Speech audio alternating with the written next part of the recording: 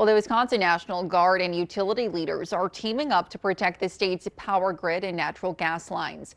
Major General Matthew Strub says Wisconsin is facing a new normal of increased risks, including severe weather, wildfires, and cyber attacks. Officials hope to speed up response times during disasters by coordinating the National Guard with local utility companies. Officials say this partnership ensures that critical services stay running when citizens need them the most.